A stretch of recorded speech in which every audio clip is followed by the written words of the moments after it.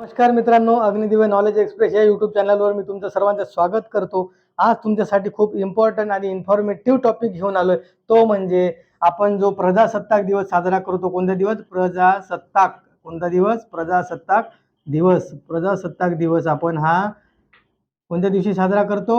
26 जानेवारीला. कोणत्या दिवशी? 26 जानेवारीला आपण काय करत असतो? प्रजासत्ताक दिवस साजरा करत असतो. आता मी ह्या व्हिडिओमध्ये तुम्हाला सांगणार काय ते लक्षात ठेवा, म्हणजे तुम्हाला त्या पूर्ण व्हिडिओचा काय करण्यात येईल, म्हणजे एक थीम समजेल. ठीक आहे. तर आपला प्रश्न हा आहे का प्रजासत्ताक दिवस जो आपण साजरा करतो 26 जानेवारीला, त्या दिवसाला प्रजासत्ताकच दिवस का बरं म्हटले जाते? आणि दुसरी गोष्ट, तो 26 जानेवारी या दिवशीच का साजरा केला जातो? आता आपला प्रश्न नंबर हा एक आहे. प्रश्न नंबर 2 म्हणजे प्रजासत्ताक दिवसाला प्रजासत्ताक दिवसच का म्हणायचं, आणि दुसरी गोष्ट, तो 26 जानेवारी या दिवशीच का बरं साजरा केला जातो, 27 जानेवारी या दिवशी का बरं साजरा केला जात नाही, असं आहे. तर जेव्हा केव्हा लक्षात ठेवा, अशा जेव्हा आपण टॉपिक एखादे शिकतो किंवा त्याची माहिती काढत असतो, तेव्हा प्रत्येक तारखेला किंवा प्रत्येक दिवसाला काय असते? महत्त्व असते. जसं लक्षात ठेवा, आपल्याला आपल्या भारत देशाला 15 ऑगस्ट 1947ला काय भेटलं? स्वातंत्र्य भेटलं. आपण स्वातंत्र्य झालो. मग विचार करा, 15 ऑगस्ट हा दिवस आपल्यासाठी किती महत्त्वाचा होता, कारण या दिवशी आपल्याला काय भेटलं होतं? स्वातंत्र्य भेटलं होतं. मग तशाच प्रकारे 26 जानेवारी ही तारीख काही ना काहीतरी कारणामुळं काय असणार आहे? महत्त्वाची असणार आहे, आणि त्यामुळंच आपण तो दिवस प्रजासत्ताक दिवस म्हणून साजरा करत असतो. ठीक आहे. तर तुम्हाला मी शॉर्ट स्वीट सांगण्याचा प्रयत्न करतो, एकदम बेसिकपासून सांगण्याचा प्रयत्न करतो, जेणेकरून तुमच्या लक्षात येईल की 26 जानेवारीलाच आपण का बरं प्रजासत्ताक दिवस साजरा करतो, आणि प्रजासत्ताक दिवसालाच प्रजासत्ताक दिवस का बरं म्हटल्या जाते. आता लक्षात ठेवा. आता एक बॅकग्राऊंड चालू करतो, म्हणजे तुम्हाला तिथपर्यंत समजेल. ठीक आहे. इसवी सन 1600 मध्ये एक कंपनी होती, तिचं नाव होता ईस्ट इंडिया कंपनी. कोणती कंपनी होती? ईस्ट इंडिया नावाची कंपनी होती. ही ईस्ट इंडिया नावाची कंपनी ही कोणत्या देशाची होती? ब्रिटन देशाची होती. कोणत्या देशाची? ब्रिटन. म्हणजे इंग्रज लोकांची होती. कोणती? इंग्रज.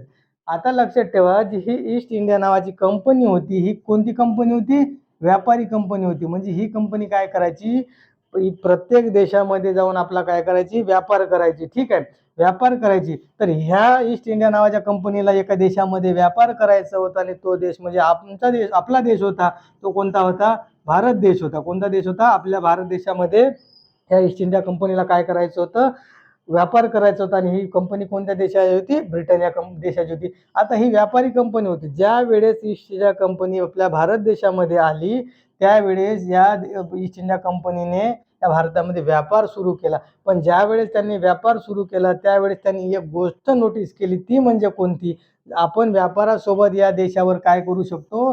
कब्जा करू शकतो. कब्जा करू शकतो, आणि या देशाची पूर्ण जी काही सत्ता आहे ती आपण काय करू शकतो? आपल्या हातामध्ये घेऊ शकतो. काय करू शकतो? आपल्या हातामध्ये घेऊ शकतो. ठीक आहे. काय करू शकतो? सत्ता. आता असं या ईस्ट इंडिया कंपनीला का वाटलं? त्याचं म्हणजे या इंग्रजांना का वाटलं? त्याचा रिझन असा होता, जो आपला काही भारत देश होता, त्या भारत देशामध्ये जर तुम्ही आधीच आतापेक्षा प्राचीन काळातला जो काही मॅप, म्हणजे बऱ्यापैकी जो मॅप होता, तो जर पाहिलं तर तुम्हाला समजेल की भारताचा जो काही प्रत्येक भागामध्ये वेगवेगळे राज्य राजवाड्यांचे काय होते? शासन सुरू होते, शासन चालवत होते. त्याच्यामुळे भारत एक संघ भारत नव्हता. त्यामुळे ईस्ट इंडिया कंपनीला इझिली ते त्यांना हरवून कब्जा करून भारत देशावर सत्ता काबीज करता येईल, असं काय झालं होतं? समजलं होतं. आणि ॲक्च्युअलमध्ये ते तसंच घडलं. आणि आपण आपल्या आपल्या भारत देशावर इंग्रजांनी काय केला? कब्जा केला, आणि पूर्ण भारत देशाची सत्ता काय केली? आपल्या हातामध्ये घेतली, आणि आपल्याला काय करून ठेवलं? गुलाम करून ठेवलं. आपण कुठं गेलो? पारतंत्र्यात गेलो. कुठं गेलो? पारतंत्र्यामध्ये गेलो. आपण इंग्रजांचे काय होऊन गेलो? गुलाम होऊन गेलो, आणि पूर्ण भारत देशाची सत्ता कोणाच्या हातात गेली? इंग्रजाच्या हातात गेली. हा एक कंटेक्स्ट झाला. दुसरी गोष्ट, आता त्याच्यानंतर जेव्हा आपलं गुलाम झालो किंवा पारतंत्र्यात गेलो, तर प्रत्येक लोकांना, म्हणजे जे काही आता मुळात इंग्रज जेव्हा आपल्या भारतावर कब्जा केले, अशाच प्रकारचे अनेक सारे जे काही काही देश होते, ते पण ब्रिटनच्या काय झाले होते? गुलामगिरीत गेले होते किंवा पारतंत्र्यात गेले होते. तर प्रत्येक जेव्हा एखादा कोणता देश एखाद्या सत्तेच्या हाताखाली गुलाम म्हणून काम करत असतो किंवा पारतंत्र्यात असतो, तेव्हा त्या प्रत्येक देशाला वाटत असतं की आपल्याला काय भेटलं पाहिजे? स्वातंत्र्य भेटलं पाहिजे. आपले विचार व्यक्त करता आले पाहिजे. आपल्याला कोणाची काय नको? गुलामी नको. अशाच प्रकारे लोकांच्या मनामध्ये काय होत होत्या? भावना येत होत्या. आणि असाच तो काय झाला होता? कारभार चालू होता. त्याच्यानंतर एक वर्ष उजडला. त्या वर्षाचं नाव होतं 1857 हा वर्ष खूप महत्त्वाचा आहे. का? कारण मी तुम्हाला सांगितलं होतं भारतामध्ये वेगवेगळे जे काही राज्य आहेत, रजवाडे आहेत, यांच्या काय चालू होतं, सत्ता सुरू होते, सत्ता संघर्ष होता. त्याच वेळी जेव्हा काही ब्रिटन म्हणजे हे इंग्रज भारतीय लोकांच्या वैयक्तिक गोष्टीमध्ये काय करायचे, इंटरफेअर करायचे. वैयक्तिक गोष्टीमध्ये इंटरफेअर केल्यामुळं ब्रिटिशांविरोधी म्हणजे किंवा त्या इंग्रजांच्या विरुद्ध भारतीय लोकांमध्ये काय निर्माण झालं, एक द्वेष निर्माण झाला. आणि द्वेष निर्माण झाल्यामुळे या इंग्रजांविरुद्ध एक उठाव झाला. तो होता कोणता?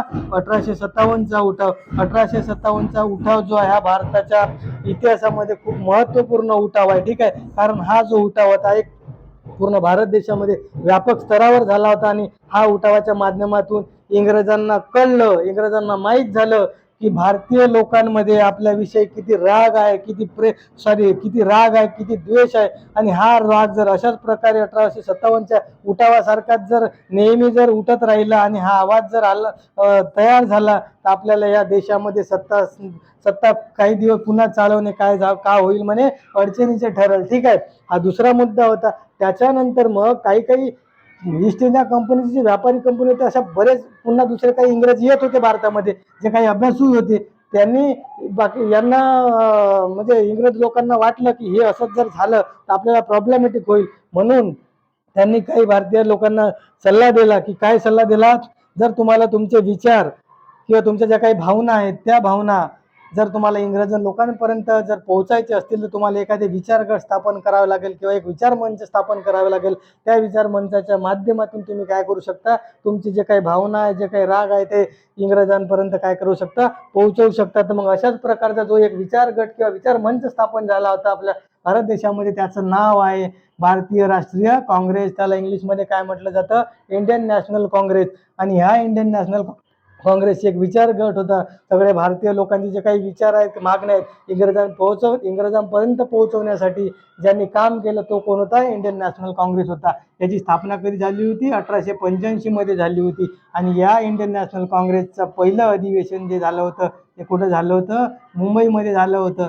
म्हणजे हे इंडियन नॅशनल काँग्रेस काय करायची, तर भारत देशामधले म्हणजे अधिवेशन घ्यायचे. अधिवेशनामध्ये खूप सारे भारतभरातून लोक यायचे आणि आपले विचार मागण्या ठराव मांडायचे. आणि तो ठराव पूर्ण करून तो ठराव कोणाला द्यायचे? इंग्रजाला द्यायचे, जेणेकरून आपल्या मागण्या पूर्ण होऊन आपल्याला स्वातंत्र्यापर्यंत पोहोचवता येईल. आणि दुसरी गोष्ट, ही जी इंडियन नॅशनल काँग्रेस होती, त्या इंडियन नॅशनल काँग्रेस भारतीय लोकांमध्ये स्वातंत्र्याची भावना निर्माण करण्यामध्ये महत्त्वपूर्ण काय होता? वाटा होता. आता इथपर्यंत पोहोचलो आपण. त्याच्यानंतर हळूहळू जेव्हा असंच मागण्या वाढत राहिल्या, सगळ्या गोष्टी होत राहिल्या, तरी पण आपल्याला इंग्रजांनी काय दिलं नव्हतं? स्वातंत्र्य दिलं नव्हतं. मग त्याच्यानंतर हळूहळू या इंडियन नॅशनलचे काँग्रेसचे जे काही नेतृत्व आहे ते वेगवेगळ्या राजकीय नेत्यांनी येऊन केलं आणि त्याच्यामध्ये ते पुढाकार घेत गेले. त्याच्यामधले एक नेते होते, ते म्हणजे कोण होते? महात्मा गांधीजी होते. कोण होते? महात्मा गांधीजी होते. 1915 मध्ये जेव्हा महात्मा गांधी दक्षिण आफ्रिकेवरून भारतामध्ये आले, त्यावेळी त्यांनी पूर्ण आपल्या भारत देशाचा काय केलं? अभ्यास केला. आणि अभ्यास केल्यानंतर त्यांना माहीत झालं की आपल्याला जर इंग्रजांपासून काय करायचं आहे, स्वातंत्र्य भेटवायचं असेल तर काहीतरी नवीन गोष्ट करावं लागेल.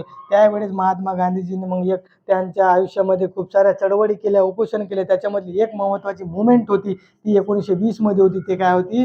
असहकार चळवळ. काय होती? असहकार चळवळ होती. या असहकार चळवळीच्या माध्यमातून महात्मा गांधीजींना असं वाटत होतं, जर आपण ह्या इंग्रजांचे जे काही राज्य आपल्या देशामध्ये सुरू आहे त्या देशामध्ये त्यांना राज्य करताना बिलकुल सहकार्यच करायचं नाही. म्हणजेच काय करायचं? असहकार्य करायचं. जेव्हा आपला पूर्ण भारत देश जर इंग्रजांना असं असहकार्य करत राहील, त्यावेळी असहकार्य केल्यानंतर त्या इंग्रजांच्या मनामध्ये एक विचार निर्माण होईल की भारताला आपण जास्त दिवस आता आपल्या कब्जामध्ये ठेवू शकत नाही आणि त्याच्यातून आपल्याला काय करेल? आपल्याला स्वातंत्र्य भेटेल, असा विचार कोणाच्या मनात आला होता? गांधीजीच्या. आणि त्यांनी म्हणून असहकार चळवळ काय केली होती? सुरू केली होती. पण जेव्हा केव्हा कोणतीही चळवळ चालू केली जाते ते जास्त काळ टिकवणं काय असतं? खूप इम्पॉर्टंट असतं. पण काही कारणास्तव ही चळवळ अपयशी झाली. याचा अर्थ असा नाही की त्याच्यामधून आपल्याला काहीच फायदा नाही झाला. बऱ्याचशा गोष्टी याच्यामध्ये काय झाल्या, म्हणजे साध्य झाल्या, पण आपल्याला स्वातंत्र्य काही भेटलं नव्हतं. ठीक आहे. त्याच्यानंतर एक दिवस उजाडला. तो दिवस होता 31 डिसेंबर 1929चा. कोणता होता? 31 डिसेंबर 1929चा. आता हा भारतीय इतिहासामध्ये महत्त्वाचा पूर्ण का आहे याचं लक्षात ठेवा मित्रांनो. 1929ला जसं इंडियन नॅशनल काँग्रेसचं पहिलं अधिवेशन मुंबईला 1885 मध्ये झालं, सेम 1929 मध्ये इंडियन नॅशनल काँग्रेसचं एक अधिवेशन झालं, तो होतं लाहोर अधिवेशन. कोणतं? लाहोर अधिवेशन होतं. कोणतं होतं? लाहोर अधिवेशन होतं. आणि या लाहोर अधिवेशनाचे जे अध्यक्ष होते, अध्यक्ष कोण होते? पंडित जवाहरलाल नेहरू होते. आपल्या भारत देशाचे जे काही पहिले पंतप्रधान होते, कोण? पंडित जवाहरलाल नेहरू. ज्या पंडित जवाहरलाल नेहरूंनी या लाहोर अधिवेशनाचे काय केले?